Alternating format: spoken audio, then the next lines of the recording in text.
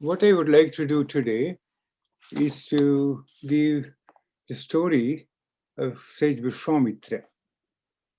It's it illustrates very nicely the necessity to guard against the six afflictions of the mind. I call them Shad Ripu, or six enemies. These are kama, desire, krodha, anger, lobha, greed, moha, delusion, mada, arrogance, and matsarya, envy or jealousy. All of us possess these imperfections of the mind to some degree. It becomes incumbent on us to recognize their existence and exercise great caution to make sure that they do not take hold of us and control us. A mind that has been trained to recognize these shortcomings as soon as they arise and eliminate them via knowledge is ready to contemplate, meditate, and make rational decisions. We have seen these six enemies before. Dr. Sane, in his discussion on Bhaja Govindam, commented on this verse extensively. Kamam krodham lobham moham kamam krodham lobham moham tyaktvatmanam pashyati soham tyaktvatmanam pashyati soham atmajnana vihina mudha te pachyante narakani gudha bhaja govindam bhaja govindam govindam bhaja mudamate. He said, leaving desire, anger, greed, and delusion, the seeker sees in the self, soham, he am I. They are fools who have not self-knowledge, and they, as captives in hell, are tortured. So he warns us, Adi Shankara in Bhaja Govindam. Sri Krishna in this Daivasara Sampad Vibhaga Yoga told us triple is the gate to hell: degradation of the self, lust, anger, and greed. Therefore, one should abandon these three. He also said hypocrisy, arrogance, self-conceit, anger, harshness, ignorance, these belong to one who is born of a demoniacal state. He who is able to resist the impulse of desire and anger, even here, before he quits the body, he is a yogi, he is a happy man. Sri Krishna said in the Bhagavad Gita in chapter 5. And so these are important imperfections of the mind we have to keep in mind.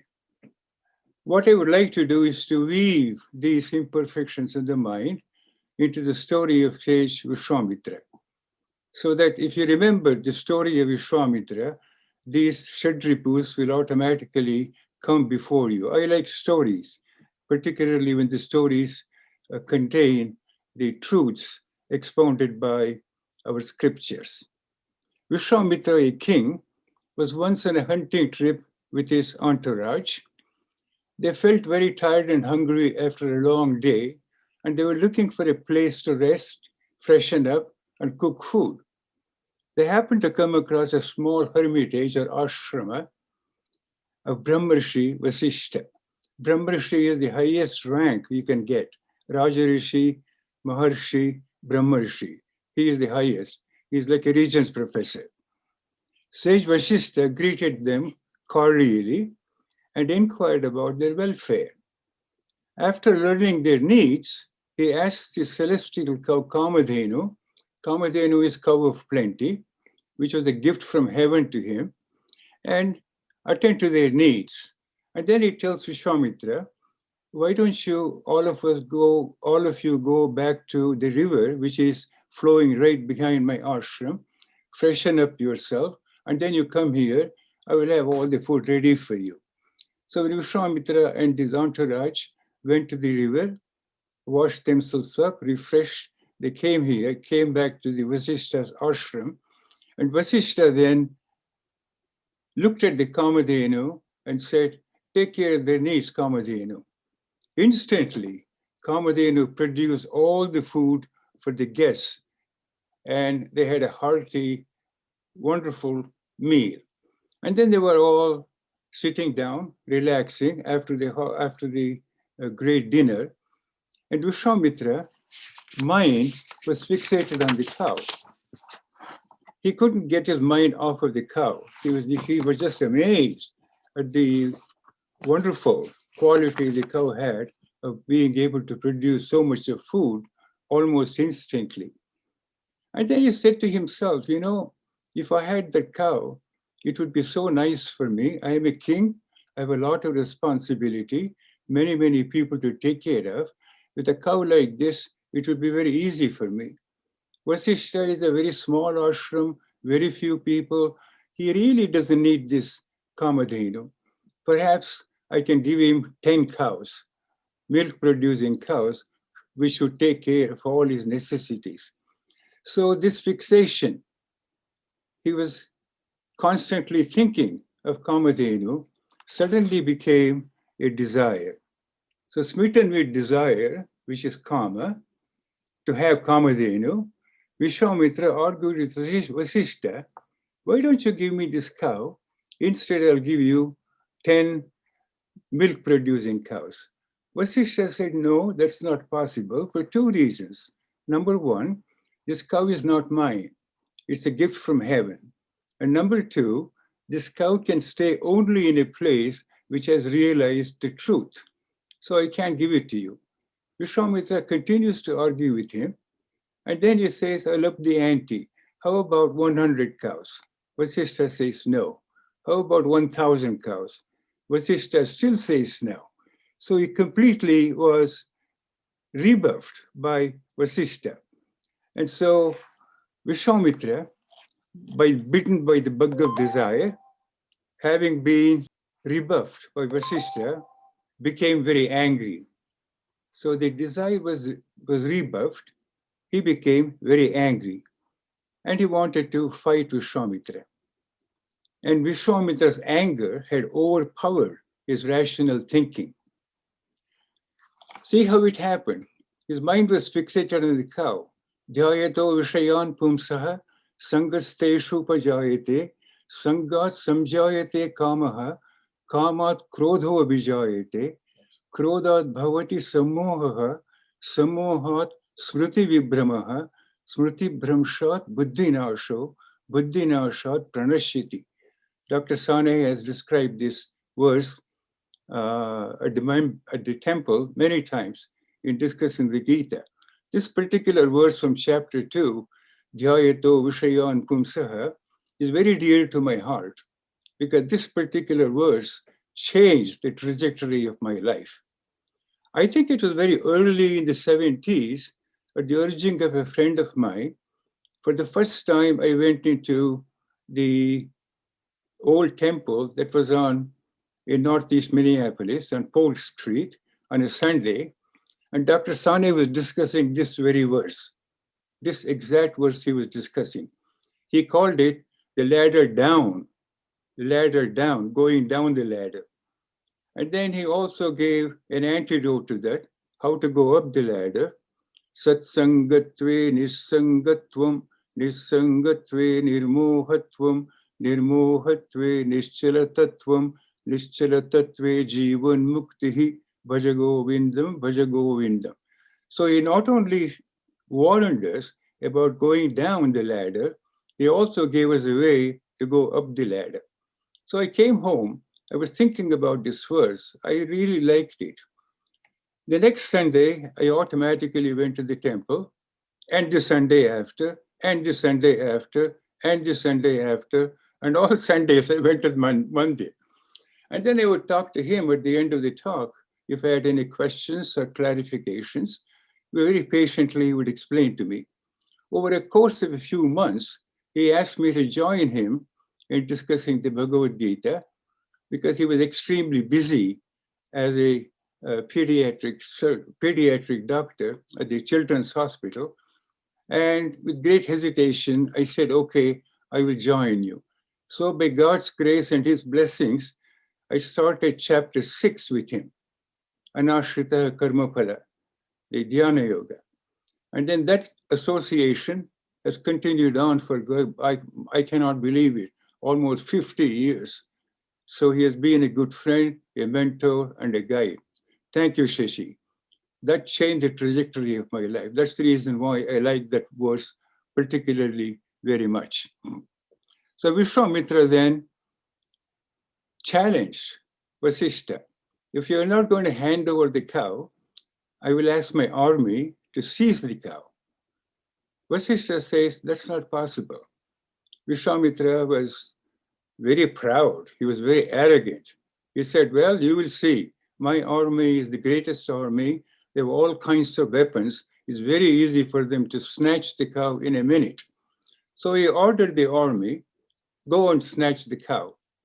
As soon as the army started moving, Kamadhenu produced, by the power of her magic, celestial warriors equipped with all kinds of celestial weapons. And within a very short time, Vishwamitra's army was defeated. They started going back, retreating. Finally, they ran helter-skelter.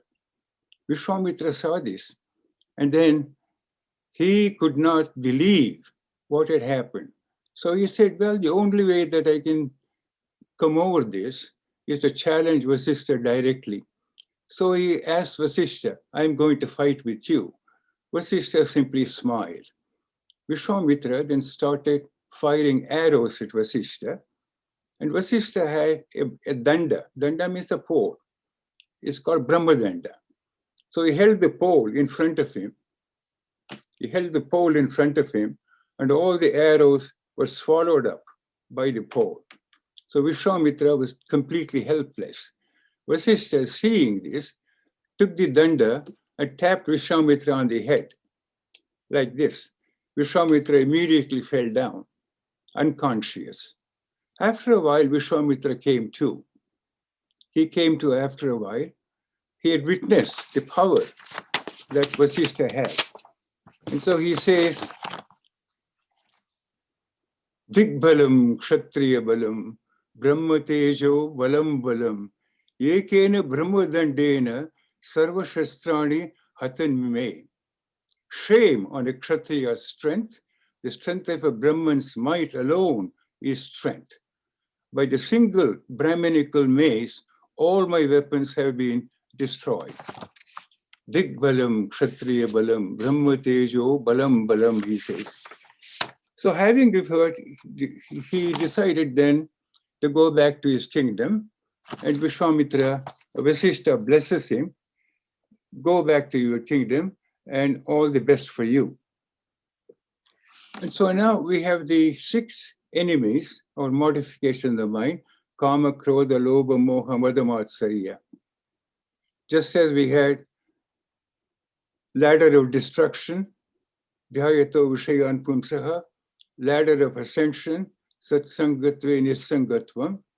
So is there an antidote to these 6 enemies? Luckily, I found an antidote. If you recall, Dr. Rambachan giving a speech on Tattva Bodha at the temple of Adi Shankara, in which he mentioned the Shat Sampat, Shama, Dhamma, Uparati, Titiksha, Shraddha, Samadhana. These 6 are the antidotes to the 6 enemies that we have. I won't comment on Shama, Dhamma, Uparati, Titiksha, Shraddha, Samadhana, because it has been commented on extensively by Dr. Rambachan in the past. So Vishwamitra was then, Vasishtha forgave him and blessed him.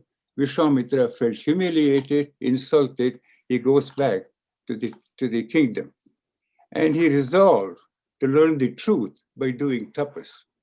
So he renounces his kingdom, gives it to his children, goes to the forest, finds a hill. But he doesn't know how to do tapas. He doesn't know how to meditate. He could have asked one of his priests, but his ego would not permit him. So he simply sits down with folded hands, looks to the sky and says, Om Namah Shivaya, Om Namah Shivaya, Om Namah Shivaya, Om Namah Shivaya. With concentration, he keeps on chanting Om Namah Shivaya.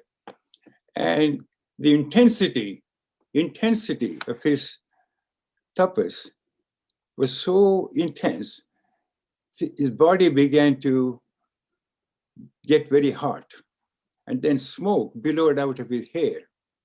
Indra, the celestial king, looked down, and then he saw this, and he said, oh my goodness, if Vishwamitra continues this tapas and he succeeds, he will gain enormous strength, and that will be a threat to me, my kingdom. So I must stop it. I must stop Vishwamitra from continuing it. I must disrupt his tapas. So out of his mind, he creates a beautiful celestial nymph. Because it came out of his mind, the celestial nymph was named Menaka. And he tells Menaka, I want you to go down and do the best you can to disrupt Vishwamitra's concentration. So Menaka comes down to the earth, and she was a beautiful dancer, one of the most beautiful women one could think of. And as she was dancing, her bangles were jingling, the bells around her ankles were keeping in tune, and she was wearing very enchanting, alluring perfume that would permeate the surroundings. And sooner or later, this perfume found its way to Vishwamitra's nose. Her songs, the music, impinged on Vishwamitra's ears, and he began to hear the jingling of the ankle bells, the jingling of her bangles. And so he opened his eyes. He was disturbed. He opened his eyes. And then he saw in front of him this beautiful dancer standing there. And then he suddenly was looking at her, staring at her, and that turned into a great desire or lust to possess her. Again, karma in the form of lust.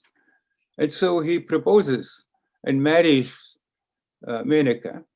And over a period of time, they have a child, beautiful little baby girl. After a little while, Menaka decides to go back to Indraloka, so she leaves. Vishwamitra looks around and says, she is gone. My tapas is broken. All the yogic powers that I had accumulated are gone. I must resume my tapas. So he abandons the child and goes deeper into the forest to find another hill. In the meantime, a sage by name Kanma was wandering through the forest, and he hears a baby cry. He goes down and looks at and sees his little baby lying on grass, surrounded by little birds. So he picks up the baby and names the baby Shakuntala. Why the name Shakuntala? Well, we have robins, blue jays, cardinals. They are birds. Shakuntala is a bird, name of a bird. So he christened her Shakuntala, takes her to his ashram, where she grows up to be a beautiful woman. And the Shakuntala and Dushyanta story is very interesting. There's another story to tell, maybe sometime in the future. So he resumes his tapas deep inside the forest with greater determination than before. Vishwamitra prayed with great devotion. His mind was fixated on Shiva and nothing else. The ensuing heat from the tapas made Indra even more nervous. This time, he sends another celestial nymph named Rambha and tells her to go disrupt Vishwamitra's tapas. This time, when Vishwamitra was disturbed from his tapas, from his deep meditation, he opened his eyes and saw Rambha. This time, instead of desire, anger took over him. And then he cursed Rambha and turned her into unfeeling stone. Most of the powers that he had gotten from the tapas were dissipated in a moment of anger. Krodho hi dharmam harati. Krodho hi dharmam harati. Yatinam dukkha sanchitam. Tato dharma vihinanam gatirishta na vidyate. Anger destroys in seconds all the dharmas attained by rigid discipline. For them, there is no life. So Vishwamitra, anger dissipated much of the yogic energy that he had attained by doing the tapas. During that time in history, there was a king. His name was Trishanku. And he had a very handsome guy, extremely handsome prince. And he was very conscious of his body. He was very conscious. He took great care of his body. And then he had a strange idea. I would like to go to heavens with this mortal body. How can I do that? So he goes to sage Vasishta and asks him, "O sage, will you please perform a yajna so that I can reach the heaven with this mortal body?" Vasishta says, "No, this is against all the principles and cannot be done. There's no scriptural authority to do this, and I cannot do this." Then Vasishta rebuffed him. Trishanku goes back dejected and he meets Vishwamitra and he tells Vishwamitra, "Vasishta cannot help me. Can you help me?" Vasishta saw an opportunity. Here is an opportunity for me to show my strength compared to Vasishta's. And perhaps then people will recognize how great I am. He said, "Okay, I will do a special yajna for you and send you to heaven with this mortal body." Stula Sharira. Typically, Stula Sharira goes nowhere. It just dissolves into the elemental values. It is Sukshma Sharira with all the vasanas that enters another body. So Vishwamitra starts this yajna, and to the amazement of everybody, Trishanku's body begins to rise towards the heaven. It goes up and up and up and up. The Devatas in the heaven look at this and they were astonished. This cannot happen. This is against all scriptural rules. So they start pushing Trishanku down towards the earth. Vishwamitra's power was pushing Trishanku up. Devata's power was pushing Trishanku down. But Trishanku didn't know what to do, so he killed. "Vishwamitra, Vishwamitra, I am falling down. Please help me, please help me." Vishwamitra says, "Don't worry, stop. So Trishanku stopped right in midair between earth and heaven. "I will create a special heaven for you. It will be known as Trishanku Swarga, Trishanku heaven. And people on this earth in the future will be able to look at the sky and see a star, which will be known as Trishanku's star." I must confess, however, I have not seen Trishanku's star. So I really don't know where it is. Maybe some of you have seen it. Maybe you know its coordinates. You can share those things with all of us. In the modern parlance, when somebody is hung up, not knowing what to do, we always say he is in Trishanku Swarga, which means neither here nor there. We've all encountered situations where we have found ourselves neither here nor there. That is Trishanku Swarga.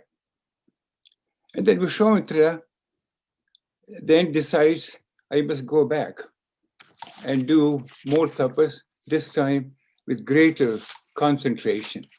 And so Vishwamitra resolved with greater firmness to give tapas yet another try. And this time he finds a lonely place in Himalayas and he stands on one foot with his arms raised above and starts praying to Lord Brahma this time. After a number of years, Lord Brahma appears before him and blesses him and bestows on him the title Maharshi. Maharshi means a great sage. Brahma also stated Vishwamitra would attain the status of a Brahmarshi or the sage of cosmic consciousness as soon as Vasishta blessed him. That was the condition Brahma laid on him, and then he disappears. Vishvamitra was frustrated. I have to go to Vasishtha again for the blessing. I can't do that. His ego would not permit him to do so.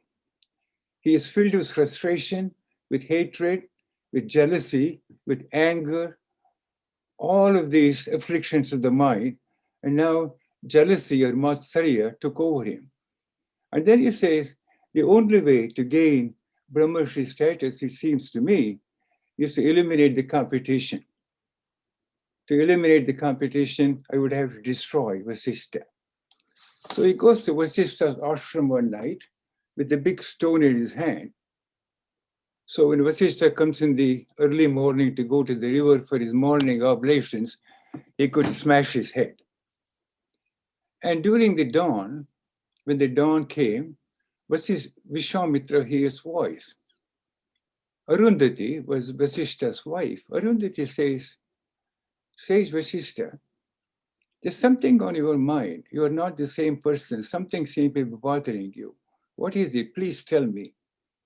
Vasishtha says, you know, I've been waiting for Vishvamitra to come so that I could elevate him to the rank of a Brahmarshi.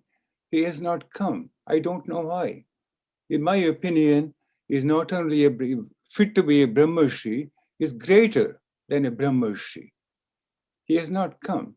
If only he came here, I could initiate him into the rank of Brahmarshi. It would be my honor and my privilege to do that. Because Vishvamitra has not shown up for so far, I don't know what the reason is. Hearing these words, Vishvamitra felt ashamed. So he throws this stone, and Vasishtha came out of the hermitage. He prostrates before him and begs for forgiveness. Vasishtha puts his hand on Vishvamitra's forehead, then recites the Gayatri mantra and initiates him into the rank of Brahmarshi.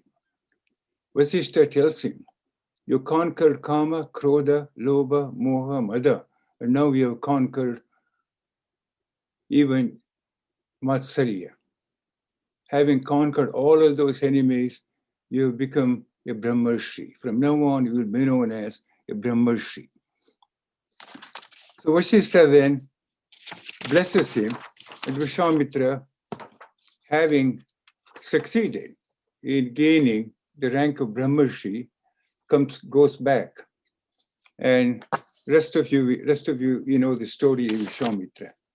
And so this particular story, I like because when I remember Vishvamitra's story, all the things come to my mind. The Shad Ripus, Kama, Krodha, Lobha, also the Shad Sampat, Shama, Dama, Titiksha, Uparati, Shraddha, Samadhana, also brings back to my mind Krodhat Bhavati Sammoha, Sammoha, Smriti Vibhramaha. So I don't have to remember all of those things separately. So I just think of Vishvamitra stories, and all of these spiritual teachings come to my mind. That's the reason why I like these stories. One of the spiritual teachings that Dr. Rambachan is giving now is teaching the Kenopanishad. He made a very profound statement a couple of weeks ago. He said, I think I am quoting him correctly. Correct me if I am wrong, Professor Rambachan. Awareness is not what you have. Awareness is what you are. Awareness is not what you have. Awareness is what you are. Very profound statement. Looks very simple, but it requires deep thinking to the exact meaning of it. I'm struggling to find a story so that I can incorporate that teaching. Awareness is not what you have, but awareness is what you are. I'm struggling to find a story. If I think of awareness as consisting of three parts, as truth, the existence, and then Sachidananda, Sat, Chit, and Ananda. So I'm trying to find a story in which I can incorporate Sat, Chit, and Ananda so that when I want to recollect the awareness, I can recollect the story. I think I found one for Ananda, a little story. There was a big businessman who was very successful in his business. By fair means and foul, he had accumulated a lot of wealth. He had many golf courses, he had many towers with his name on it. His ego was incredible. But he was not happy. In spite of all of that, he was not happy. So one of his friends suggests to him, there is a Swamiji in town. Why don't you go to the Swamiji and ask for whatever that's bothering you, or he might be able to help you. So with great reluctance, he goes to the Swamiji, and Swamiji welcomes him with open arms and says, what have you come here for? And the businessman says, Swamiji, I want happiness. I want happiness. Swamiji said, that's very easy. That's one of the simplest requests that I've ever gotten. Why don't you remove I? Why don't you remove want? What remains is you. Remove the I, remove the want. What remains is happiness, that is you, your nature. So suppress your ego, I, remove your want, possessiveness, aham, mama, gradually wean them out. What remains is true you, which is happiness. So if you remember this story of this egomaniac, I am reminded of my true nature, which is happiness. I have to find a story which incorporates all the three. I still haven't found that. Maybe somebody will help. I asked Professor Rambachan if he would be kind enough to attend the talk and share some of his thoughts on the Shad Ripus and Shad Sampat. Anant? Thank Yeah. you very much, Prasanna, for it's a really the story of Vishwamitra. As I listened to you narrating it again, I think it's a it's a story of humanity. It's a very human story. He is in so many ways each of us with all of the weaknesses to which our human nature is susceptible.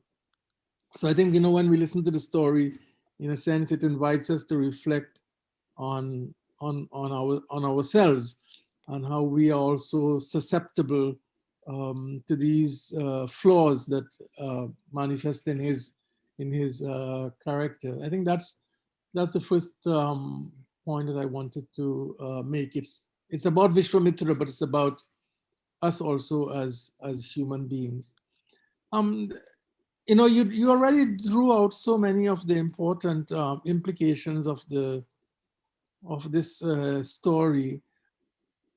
What I can't really add very much, Prasanna ji, except to say that I think what his story also exemplifies, and he was struggling, it seems to me, throughout with this, is that even his spiritual practice, his tapas, as you described it, at so many moments in his life, was a tapas or a spiritual practice that was intended for the gain of power.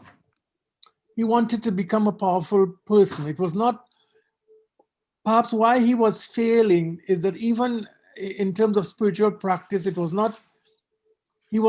doesn't seem to me in all that you said to be practicing tapas or spirituality for self-transformation, but for the attainment of power. And I think this is something that we see in many of these figures in our tradition. And even today, of course, there are many people for whom, religion is a way to amassing power, personal power and wealth. So his tapas was directed to that end.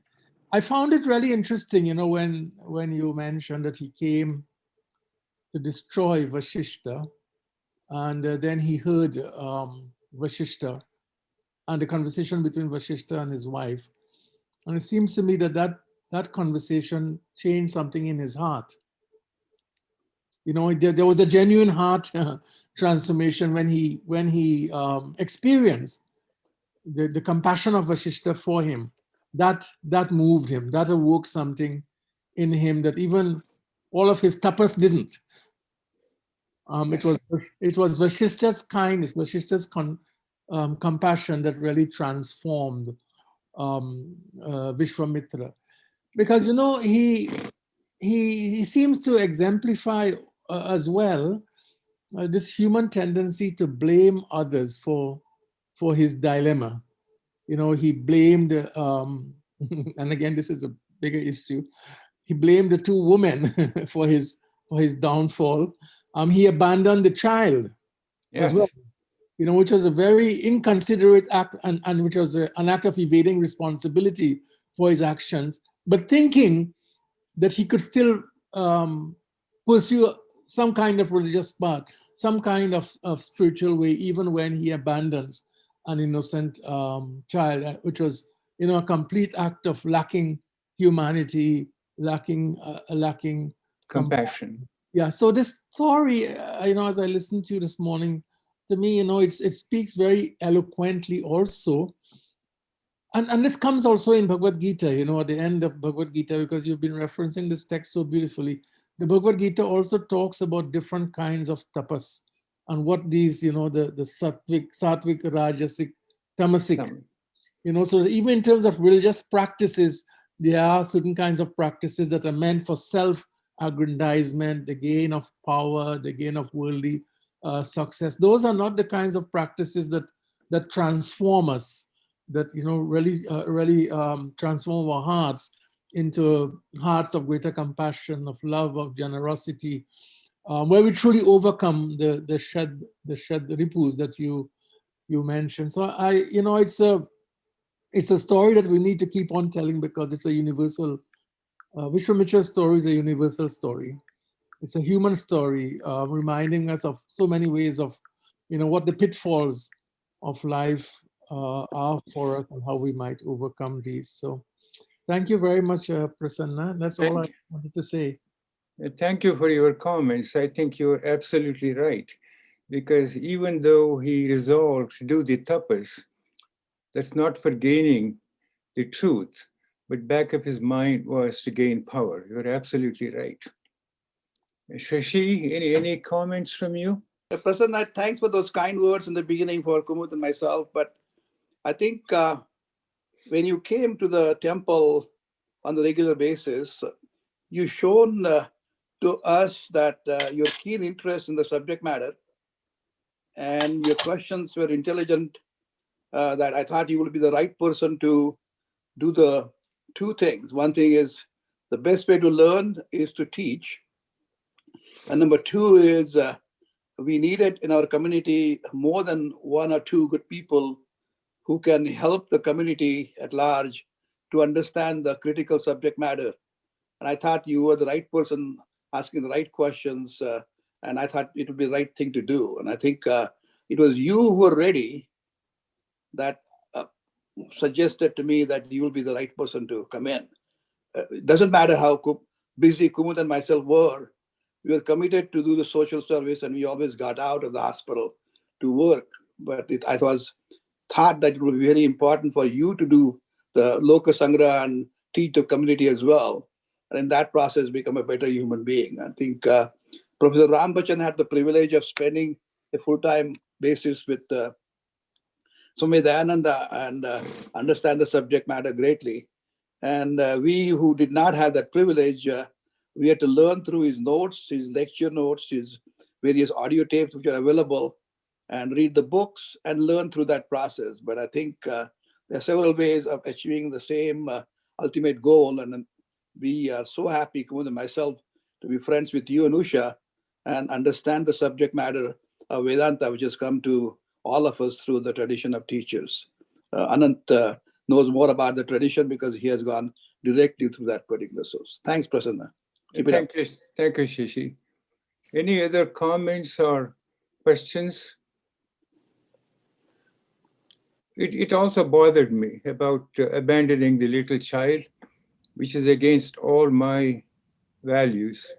But that's the way it went. I have one question. Yeah.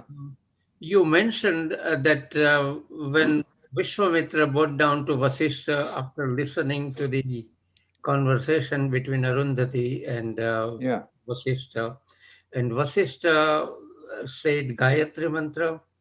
Now, traditionally, Gayatri Mantra is credited to Vishwamitra. That's right. He popularized it. Yeah. So he's not the creator of Gayatri Mantra. I don't know. You may be right. He might have created Gayatri Mantra. I'm just, trying to find out what's. But let's give the benefit of doubt to Vasishtha, and he probably knew Gayatri Mantra before Vishwamitra. It's an interesting story, because how your mind can be distorted. The only reason I am asking is traditionally Gayatri Mantra is associated with Vishwamitra. You're right. Yeah. Thanks anyway. But even there, they have the hierarchy, that you need the higher ups to approve you, to move from the lower Rishi to the higher Rishi. They had their own hierarchies. And before I want to mention one thing. Next time I have an opportunity to speak, I will be speaking on Yagna Prashna. This is the dialogue between Yudhishthira and a Yaksha called Yaksha Prashna. It comes in the Vana Parva in Mahabharata. It's a very beautiful chapter. The conversation between Yudhishthira and Yaksha. And the questions are very crisp. Answers are equally crisp. There are about more than 100 questions and Yudhishthira's answers, and they capture the hidden meaning of the question, and the hidden meaning of the answers are interesting to explore. So I would like to give that a try. It's going to be a tough journey, but I would like to give it a try. Yaksha Prashna.